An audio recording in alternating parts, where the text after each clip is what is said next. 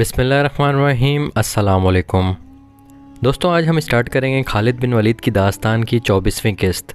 तो जिन दोस्तों ने पिछली किस्तें नहीं देखी वो पिछली किस्तें लाजमी देखें ताकि अगली तमाम किस्तों को समझने के लिए उनको आसानी हो जाए। तो दोस्तों, कहानी स्टार्ट करने से पहले आप लोगों से रिक्वेस्ट है कि हमारा चैनल ज़रूर सब्सक्राइब करें और अगर वीडियो पसंद आए तो लाइक और शेयर ज़रूर करें। तो स्टार्ट करते हैं आज की 24वीं किस्त। अबू सुफियान रज़ी अल्लाह ताला अन्हु आ रहे थे। लोगों पर खामोशी तारी हो गई।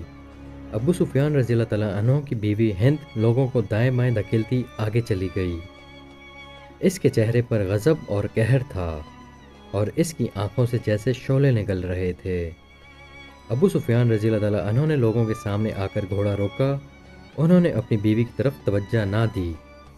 अहले कुरैश, अबू सुफियान रज़ी अल्लाह ताला अन्हु ने बुलंद आवाज़ से कहा, पहले मेरी बात ठंडे दिल से सुन लेना, फिर कोई और बात कहना। मैं तुम्हारा सरदार हूँ, मुझे तुम्हारा वक़ार अजीज़ है। मोहम्मद सल्लल्लाहु अलैहि वसल्लम इतना ज़्यादा लाओ लश्कर लेकर आया है जिसके मुकाबले में तुम कत्ल होने के सिवा कुछ नहीं कर सकते। अपनी औरतों को बचाओ, अपने बच्चों को बचाओ। कबूल कर लो इस हकीकत को जो तुम्हारे सर पर आ गई है। तुम्हारे लिए भाग जाने का भी कोई रास्ता नहीं रहा। हमें ये बता हमारे सरदार, हम क्या करें?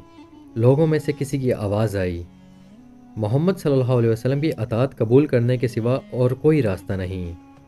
अबू सुफियान रज़ी अल्लाह ताला अन्हु ने कहा, खुदा की कसम, मुसलमान हमें फिर भी नहीं बख्शेंगे। एक और आवाज़ उठी, वो अपने मकतूलों का बदला लेंगे।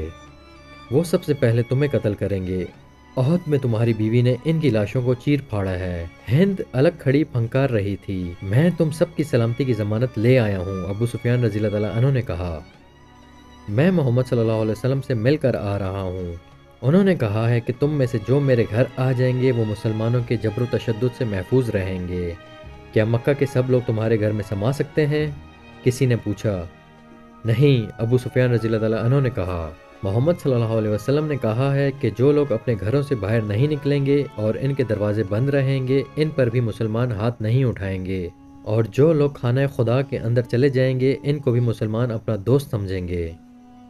वो दुश्मन सिर्फ उसे जानेंगे जो हथियार लेकर बाहर आएगा। अबू सुफियान रज़ी अल्लाह ताला अन्हु घोड़े से उतर आए और बोले, तुम्हारी सलामती इसी में है, तुम्हारी इज्जत इसी में है कि तुम दोस्तों और भाइयों की तरह इनका इस्तकबाल करो। अबू सुफियान, कुरैश के मशहूर सलार अकरमा ने ललकार कर कहा, हम अपने कबीले के कातलों का इस्तकबाल तलवारों और बर्छियों से करेंगे। हमारे तीर इनका इस्तकबाल मक्का से दूर करेंगे। कुरैश के दूसरे दलेर और तजर्बाकार सलार सफवान ने कहा, हमें अपने देवताओं की कसम, हम दरवाजे बंद करके अपने घरों में बंद नहीं रहेंगे। हालात को देखो अकरमा, अबू सुफियान रज़ी अल्लाह ताला अन्हु ने कहा, होश की बात करो सफ़वान, वो हम में से हैं। आज खालिद मोहम्मद सल्लल्लाहु अलैहि वसल्लम के साथ जा मिला है। तू मत भूल कि इसकी बहन फाख्ता तुम्हारी बीवी है। क्या तू अपनी बीवी के भाई को कत्ल करेगा? क्या तुझे याद नहीं रहा कि मेरी बेटी उम्मे हबीबा रज़ी अल्लाह ताला अन्हा मोहम्मद सल्लल्लाहु अलैहि वसल्लम की बीवी है? क्या तू यकीन नहीं करेगा कि मैं अपने कबीले की इज्जत और नामूस की खातिर मदीना गया तो मेरी अपनी बेटी ने मेरी बात सुनने से इनकार कर दिया। मैं मोहम्मद सल्लल्लाहु अलैहि वसल्लम के घर में चारपाई पर बैठने लगा तो उम्मे हबीबा रज़ी अल्लाह ताला अन्हा ने मेरे नीचे से चारपाई पर बिछी हुई चादर खींच ली थी कि इस मुकद्दस चादर पर रसूलुल्लाह सल्लल्लाहु अलैहि वसल्लम का दुश्मन नहीं बैठ सकता। बाप अपनी बेटी का दुश्मन नहीं हो सकता सफ़वान। मक्का के लोगों में अकरमा और सफ़वान और 2-3 और आदमियों के सिवा और किसी की आवाज़ नहीं सुनाई दे रही थी। मौरखों ने लिखा है कि कबीला कुरैश की खामोशी जाहिर करती थी कि इन लोगों ने अबू सुफियान रज़ी अल्लाह ताला अन्हु का मशवरा कबूल कर लिया है। अबू सुफियान रज़ी अल्लाह ताला अन्हु के चेहरे पर इत्मीनान का तासुर आ गया, मगर इसकी बीवी हिंद जो अलग खड़ी फंकार रही थी तेज़ी से अबू सुफियान रज़ी अल्लाह ताला अन्हु की तरफ बढ़ी और इसकी मूछें जो खासी बड़ी थीं अपने दोनों हाथों में पकड़ लीं। मैं सबसे पहले तुझे कत्ल करूंगी। हिंद ने अबू सुफियान की मूछें जोर जोर से खींचते हुए कहा, बुज़दिल बूढ़े, तूने कबीले की इज्जत खाक में मिला दी है। इसने अबू सुफियान रज़ी अल्लाह ताला अन्हु की मूछें छोड़कर इसके मुंह पर बड़ी जोर से थप्पड़ मारा और लोगों से मुखातिब होकर बोली, तुम लोग इस बूढ़े को कत्ल क्यों नहीं कर देते जो तुम्हें मुसलमानों के हाथों जलील व ख्वार करने की बातें कर रहा है। मौरख मगाजी और इब्न साद लिखते हैं कि हिंद ने अपने खावन के साथ इतना तौहीन आमेज सलूक किया तो लोगों पर सन्नाटा तारी हो गया। अबू सुफियान रज़ी अल्लाह ताला अन्हु जैसे बुत बन गया हो। अकरमा और सफ़वान इनके दरमियान आ गए। ہم لڑیں گے ہند، صفوان نے کہا۔ اسے جانے دے، اس پر محمد صلی اللہ علیہ وسلم کا جادو چل گیا ہے۔ ابو سفیان رضی اللہ تعالیٰ عنہ خاموش رہے۔ شام تک اہل قریش دو حصوں میں بٹ چکے تھے۔ زیادہ تر لوگ لڑنے کے حق میں نہیں تھے، باقی سب اکرمہ، صفوان اور ہند کا ساتھ دے رہے تھے۔ شام کے بعد صفوان اپنے گھر گیا۔ اس کی بیوی جس کا نام فاختہ تھا، خالد بن ولید رضی اللہ تعالیٰ عنہ کی بہن تھی۔ وہ بھی ابو سفیان رضی اللہ تعالیٰ عنہ کی باتیں سن چکی تھی۔ کیا میں نے ٹھیک سنا ہے کہ تم اپنے قبیلے کے سردار کی نافرمانی کر رہے ہو؟ فاختہ نے صفوان سے پوچھا۔ اگر فرما برداری کرتا ہوں تو پورے قبیلے کا وقار تباہ ہوتا ہے۔ قبیلے کا سردار بزدل ہو جائے تو قبیلے والوں کو بزدل نہیں ہونا چاہیے۔ سردار اپنے قبیلے کے دشمن کو دوست بنا لے تو وہ قبیلے کا دوست نہیں ہو سکتا۔ کیا تم مسلمانوں کا مقابلہ کرو گے؟ فاختہ نے پوچھا۔ تو کیا تم یہ پسند کرو گی کہ تمہارا شوہر اپنے گھر کے دروازے بند کر کے اپنی بیوی کے پاس بیٹھ جائے اور دشمن اس کے دروازے کے سامنے دندناتا پھرے؟ کیا میرے بازو ٹوٹ گئے ہیں؟ کیا میری تلوار ٹوٹ گئی ہے؟ کیا تم اس لاش کو پسند نہیں کرو گی جو تمہارے گھر میں لائی جائے گی اور سارا قبیلہ کہے گا کہ یہ ہے تمہارے خاوند کی لاش جو بڑی بہادری سے لڑتا ہوا مارا گیا ہے؟ یا تم اس شوہر کو پسند کرو گی جو تمہارے پاس بیٹھا رہے گا اور لوگ تمہیں کہیں گے کہ یہ ہے ایک بزدل اور بے وقار آدمی کی بیوی جس نے اپنی بستی اور عبادت گاہ اپنے دشمن کے حوالے کر دی؟ تم مجھے کس حال میں دیکھنا پسند کرو گی؟ میں نے ہمیشہ تم پر فخر کیا ہے صفوان، فاختہ نے کہا۔ عورتیں مجھے کہتی ہیں کہ تمہارا خاوند قبیلے کی آنکھ کا تارا ہے، لیکن اب حالات کچھ اور ہیں۔ تمہارا ساتھ دینے والے بہت تھوڑے ہیں۔ سنا ہے مدینے والوں کی تعداد بہت زیادہ ہے اور اب میرا بھائی خالد بھی ان کے ساتھ ہے۔ تم جانتے ہو وہ لڑنے مرنے والا آدمی ہے۔ کیا تم مجھے اپنے بھائی سے ڈرا رہی ہو فاختہ؟ نہیں، فاختہ نے کہا۔ مجھے خالد مل جاتا تو میں اسے بھی یہی کہتی جو میں تمہیں کہہ رہی ہوں۔ وہ میرا بھائی ہے، وہ تمہارے ہاتھ سے مارا جا سکتا ہے، تم اس کے ہاتھ سے بھی مارے جا سکتے ہو۔ تم ایک دوسرے کے مقابلے میں نہ آؤ۔ میں اس کی بہن اور تمہاری بیوی ہوں۔ لاش تمہاری ہوئی یا خالد کی، میرا غم ایک جیسا ہوگا۔ یہ کوئی عجیب بات نہیں فاختہ، صفوان نے کہا۔ دشمنی ایسی پیدا ہو گئی ہے کہ باپ بیٹے کا اور بھائی بھائی کا دشمن ہو گیا ہے۔ اگر میں تمہارے رشتے کا خیال رکھوں تو تم میرے رشتے کا خیال نہ رکھو، فاختہ نے اس کی بات کاٹتے ہوئے کہا۔ قبیلے کا سردار تمہیں کہہ رہا ہے لڑائی نہیں ہوگی، محمد صلی اللہ علیہ وسلم کی اطاعت قبول کر لیں گے، پھر تم لڑائی کا ارادہ ترک کیوں نہیں کر دیتے؟ تمہارے ساتھ بہت تھوڑے آدمی ہوں گے۔ میں اطاعت قبول کرنے والوں میں سے نہیں ہوں، صفوان نے کہا۔ پھر میری ایک بات مان لو، فاختہ نے کہا، خالد کے آمنے سامنے نہ آنا۔ اسے میری ماں نے جنم دیا ہے، ہم دونوں نے ایک ماں کا دودھ پیا ہے۔ وہ جہاں کہیں بھی ہے، بہن یہی سننا چاہتی ہے کہ اس کا بھائی زندہ رہے۔ میں بیوہ بھی نہیں ہونا چاہتی صفوان۔ پھر اپنے بھائی سے جا کے کہو کہ مکہ کے قریب نہ آئے، صفوان نے کہا۔ وہ میرے سامنے آئے گا تو ہمارے رشتے ختم ہو جائیں گے۔ فاختہ کے آنسو صفوان کے ارادوں کو کمزور نہ کر سکے۔ رسول کریم صلی اللہ علیہ وسلم نے ایک اور انتظام کیا۔ انہوں نے چند ایک آدمی مختلف بحروپوں میں مکہ کے ارد گرد چھوڑ رکھے تھے۔ ان کا کام یہ تھا کہ مکہ سے کوئی آدمی باہر نکل کر کہیں جاتا نظر آئے تو اسے پکڑ لیں۔ جاسوسی کا یہ اہتمام اس لیے کیا گیا تھا کہ قریش اپنے دوست قبائل کو مدد کے لیے نہ بلا سکیں۔ دوسرے ہی دن 2 شتر سواروں کو پکڑا گیا جو عام سے مسافر معلوم ہوتے تھے۔ انہیں مسلمانوں کے پڑاؤ میں لے جایا گیا۔ 1-2 دھمکیوں سے ڈر کر انہوں نے اپنی اصلیت ظاہر کر دی۔ ان میں سے ایک یہودی تھا اور دوسرا قبیلہ قریش کا۔ وہ مکہ سے چند میل دور رہنے والے قبیلے بنو بکر کے ہاں یہ اطلاع لے کے جا رہے تھے کہ مسلمان مر الظہر میں پڑاؤ کیے ہوئے ہیں۔ بنو بکر کو یہ بھی پیغام بھیجا جا رہا تھا کہ وہ مسلمانوں پر حملہ کریں اور 2 اور قبیلوں کو بھی اپنے ساتھ ملا لیں۔ پیغام میں یہ بھی تھا کہ مسلمان مکہ کو محاصرے میں لیں تو بنو بکر اور دوسرے قبیلے عقب سے ان پر حملہ کر دیں۔ ان سے پوچھا گیا کہ مکہ میں لڑائی کی تیاریاں کس پیمانے پر ہو رہی ہیں۔ انہوں نے بتایا کہ ابو سفیان لڑائی نہیں چاہتا اور مکے والوں کی اکثریت اس کے ساتھ ہے۔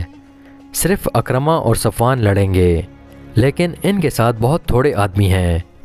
ان دونوں جاسوسوں کو ابو سفیان نے نہیں بلکہ اکرمہ اور صفوان نے بھیجا تھا۔ رسول کریم صلی اللہ علیہ وسلم نے اپنے سالاروں وغیرہ سے کہا کہ مکہ میں یہ فرض کر کے داخل ہوا جائے گا کہ قریش شہر کے دفاع میں لڑیں گے۔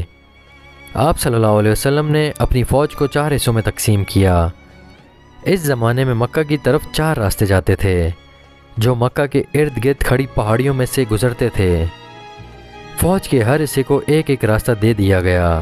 انہیں اپنے اپنے راستے سے مکہ شہر کی طرف پیش قدمی کرنی تھی۔ فوج کے ان حصوں میں ایک کی نفری سب سے زیادہ رکھی گئی۔ اس کی کمان ابو عبیدہ رضی اللہ تعالیٰ عنہ کو دے دی گئی۔ حضور صلی اللہ علیہ وسلم کو اس دستے کے ساتھ رہنا تھا۔ ایک حصے کی کمان حضرت علی رضی اللہ تعالیٰ عنہ کے پاس تھی، ایک کے کمانڈر زبیر رضی اللہ تعالیٰ عنہ تھے اور چوتھے حصے کی کمان خالد رضی اللہ تعالیٰ عنہ کے پاس تھی۔ مورخوں نے لکھا ہے کہ اس اسکیم میں غیر معمولی دانشکار فرما تھی۔ 4 سمتوں سے پیش قدمی کا مقصد یہ تھا کہ مکہ کے دفاعی دستوں کو 4 حصوں میں بکھیر دیا جائے۔ اگر وہ مسلمانوں کی پیش قدمی کو کسی ایک یا 2 راستوں پر روک بھی لیں تو دوسرے دستے آگے بڑھ کر شہر میں داخل ہو سکیں گے۔ اس کے علاوہ فوج کی اس تقسیم کا مقصد یہ بھی تھا کہ قریش اگر دفاع میں نہ لڑیں تو وہ کسی بھی راستے سے بھاگ بھی نہ سکیں۔ رسول اکرم صلی اللہ علیہ وسلم نے اس اسکیم کے علاوہ جو احکام دیے وہ یہ تھے: قریش دفاع میں نہ لڑیں تو ان پر ہاتھ نہ اٹھایا جائے، امن کا جواب پر امن طریقے سے دیا جائے، اگر کہیں جھڑپ ہو جائے تو زخمیوں کو قتل نہ کیا جائے بلکہ ان کی مرہم پٹی اور دیکھ بھال کی جائے، لڑنے والوں میں جو پکڑا جائے اس پر تشدد نہ کیا جائے، نہ اسے قتل کیا جائے اور اسے جنگی قیدی بھی نہ سمجھا جائے، اور ان میں سے کوئی بھاگ نکلے تو اسے بھاگ جانے دیا جائے۔ اسلامی لشکر کے 4 حصوں کو پیش قدمی کا حکم دے دیا گیا۔ 20 رمضان المبارک 8 ہجری 11 جنوری 230 عیسوی کا دن تھا۔ اسلامی لشکر کے 3 حصے اپنے راستوں سے گزر کر مکہ میں داخل ہو گئے۔ کسی طرف سے ان پر ایک تیر بھی نہ آیا۔ شہر کا کوئی دفاع نہ تھا۔ قریش کی کوئی تلوار نیام سے باہر نہ نکلی۔ لوگ گھروں میں بند رہے۔ کسی کسی مکان کی چھت پر کوئی عورت یا بچے کھڑے نظر آتے تھے۔ مسلمان چوکنے تھے۔ شہر کا سکوت مشکوک اور ڈراؤنا تھا۔ ایسا لگتا تھا جیسے اس سکوت سے کوئی طوفان اٹھنے والا ہو۔ شہر سے کوئی طوفان نہ اٹھا۔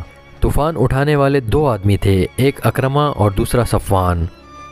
دونوں شہر میں نہیں تھے۔ کئی اور آدمی شہر میں نہیں تھے۔ وہ قریب ہی کہیں چھپے ہوئے تھے۔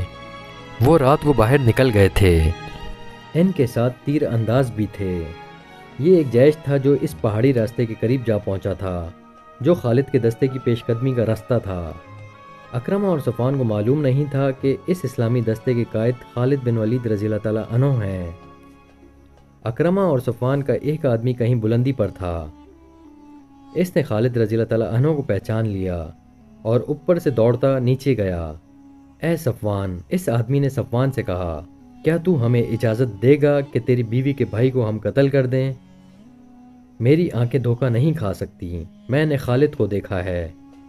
اپنے قبیلے کی عزت اور غیرت سے بڑھ کر مجھے کوئی اور عزیز نہیں ہے۔ صفوان نے کہا، اگر خالد میری بہن کا خاوند ہوتا تو آج میں اپنی بہن کو بیوہ کر دیتا۔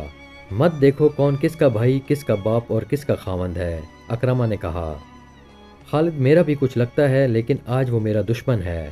خالد رضی اللہ تعالیٰ عنہ کا دستہ اور آگے آیا تو اس پر تیروں کی پہلی بوچھار آئی۔ خالد رضی اللہ تعالیٰ عنہ نے اپنے دستے کو روک لیا۔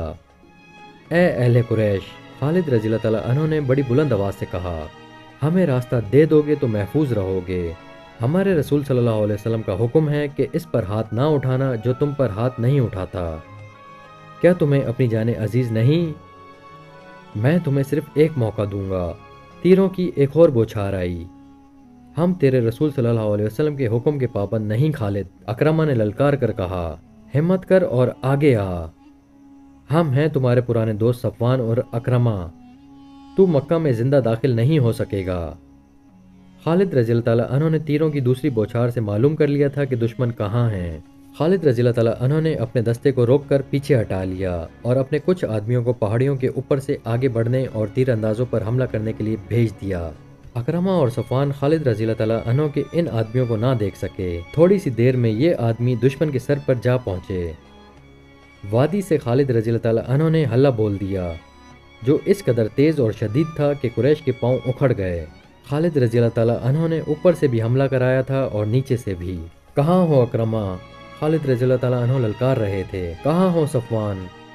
وہ دونوں کہیں بھی نہیں تھے۔ وہ خالد رضی اللہ تعالیٰ عنہ کے حلے کی تاب نہ لا سکے اور خالد رضی اللہ تعالیٰ عنہ کو نظر آئے بغیر کہیں بھاگ گئے۔ ان کا دستہ بھی لاپتہ ہو گیا۔ پیچھے قریش کی 12 لاشیں رہ گئیں۔ مختصر سی اس جھڑپ میں 2 مسلمان جبش رضی اللہ تعالیٰ عنہ بن اشر اور کوس بن جابر فہری رضی اللہ تعالیٰ عنہ شہید ہوئے۔ اسلامی فوج کے 3 حصے مکہ میں داخل ہو چکے تھے۔ خالد رضی اللہ تعالیٰ عنہ کا دستہ ابھی نہیں پہنچا تھا۔ سب حیران تھے کہ اہل مکہ نے مزاحمت نہیں کی، پھر خالد رضی اللہ تعالیٰ عنہ کے نہ آنے کی وجہ کیا ہو سکتی ہے؟ ایک قاصد کو دوڑایا گیا۔ وہ خبر لایا کہ خالد رضی اللہ تعالیٰ عنہ 2 مسلمانوں کی لاشیں لے کر آ رہا ہے اور اس کے دستے نے قریش کے 12 آدمی مار ڈالے ہیں۔ رسول کریم صلی اللہ علیہ وسلم نے سنا تو آپ صلی اللہ علیہ وسلم بہت برہم ہوئے۔ آپ صلی اللہ علیہ وسلم اچھی طرح جانتے تھے کہ خالد رضی اللہ تعالیٰ عنہ جنگ و جدل کا دلدادہ ہے۔ اس نے بغیر اشتعال کی لڑائی مول لے لی ہوگی۔ خالد رضی اللہ تعالیٰ عنہ کے مکہ میں آنے کی اطلاع ملی تو رسول صلی اللہ علیہ وسلم نے انہیں بلا کر پوچھا کہ اس حکم کے باوجود کہ لڑائی سے گریز کیا جائے انہوں نے قریش کے 12 آدمیوں کو کیوں مار ڈالا؟ خالد رضی اللہ تعالیٰ عنہ نے حضور صلی اللہ علیہ وسلم کو بتایا کہ اکرمہ اور صفوان کے ساتھ قریش کے متحد آدمی تھے جنہوں نے ان پر تیر برسائے۔ خالد رضی اللہ تعالیٰ عنہ نے یہ بھی بتایا کہ انہوں نے اکرمہ اور صفوان کو ایک موقع دیا تھا لیکن انہوں نے تیروں کی ایک اور بوچھار پھینک دی۔ رسول خدا صلی اللہ علیہ وسلم نے ابو سفیان رضی اللہ تعالیٰ عنہ سے پوچھا کہ اکرمہ اور صفوان کہاں ہیں؟ ابو سفیان رضی اللہ تعالیٰ عنہ نے بتایا کہ وہ مکہ کے دفاع میں لڑنے کے لیے چلے گئے تھے۔ رسول خدا صلی اللہ علیہ وسلم کو یقین ہو گیا کہ لڑائی خالد رضی اللہ تعالیٰ عنہ نے شروع نہیں کی تھی، مکہ پر مسلمانوں کا قبضہ ہو چکا تھا۔ رسول اکرم صلی اللہ علیہ وسلم مکہ میں داخل ہوئے تو آپ صلی اللہ علیہ وسلم کے ہمراہ اسامہ بن زید رضی اللہ تعالیٰ عنہ، بلال رضی اللہ تعالیٰ عنہ اور عثمان بن طلحہ رضی اللہ تعالیٰ عنہ تھے۔ رسول کریم صلی اللہ علیہ وسلم کو مکہ سے ہجرت کر کے مدینہ کو گئے 7 سال گزر چکے تھے۔ آپ صلی اللہ علیہ وسلم نے مکہ کی دیواروں کو دیکھا، وہاں کے لوگوں کو دیکھا، دروازوں اور چھتوں پر کھڑی عورتوں کو دیکھا، بہت سے چہرے شناسا تھے۔ آپ صلی اللہ علیہ وسلم گزرتے چلے گئے اور کعبہ میں داخل ہو گئے، 7 مرتبہ بیت اللہ کا طواف کیا اور اللہ کا شکر ادا کیا۔ اب مکہ میں کسی کو اتنی ہمت نہیں پڑتی تھی کہ آپ صلی اللہ علیہ وسلم کو جادوگر کہے یا آپ صلی اللہ علیہ وسلم پر باتیں کسے۔ اہل قریش چہروں پر خوف و ہراس کے تاثرات لیے اپنے انجام کے منتظر کھڑے تھے۔ عربوں کے ہاں اپنی بے عزتی اور قتل کے انتقام کا رواج بڑا بھیانک تھا۔ رسول اللہ صلی اللہ علیہ وسلم نے حکم دے دیا تھا کہ جو امن قائم رکھیں گے ان کے ساتھ پرامن سلوک کیا جائے گا۔ اس کے باوجود قریش ڈرے سہمے ہوئے تھے۔ اہل قریش حضور صلی اللہ علیہ وسلم نے لوگوں کے سامنے رک کر پوچھا، خود بتاؤ تمہارے ساتھ کیا سلوک ہو؟ لوگوں کی آوازیں بلند ہوئیں، وہ خیر اور بخشش کے طلبگار تھے۔ اپنے گھروں کو جاؤ، حضور صلی اللہ علیہ وسلم نے کہا، ہم نے تمہیں بخش دیا۔ رسول اللہ صلی اللہ علیہ وسلم کی حیات مقدسہ کی عظیم گھڑی تو وہ تھی جب آپ صلی اللہ علیہ وسلم نے کعبہ میں رکھے ہوئے بتوں کی طرف توجہ دی۔ بتوں کی تعداد 360 تھی۔ ان میں ایک بت حضرت ابراہیم علیہ السلام کا بھی تھا۔ اس بت کے ہاتھوں میں تیر تھے۔ ان تیروں سے بت خانے کے پیشوا فال نکالا کرتے تھے۔ حضور صلی اللہ علیہ وسلم کے ہاتھ میں ایک موٹی اور مضبوط لاٹھی تھی۔ آپ صلی اللہ علیہ وسلم نے اس لاٹھی سے بت توڑنے شروع کر دیے۔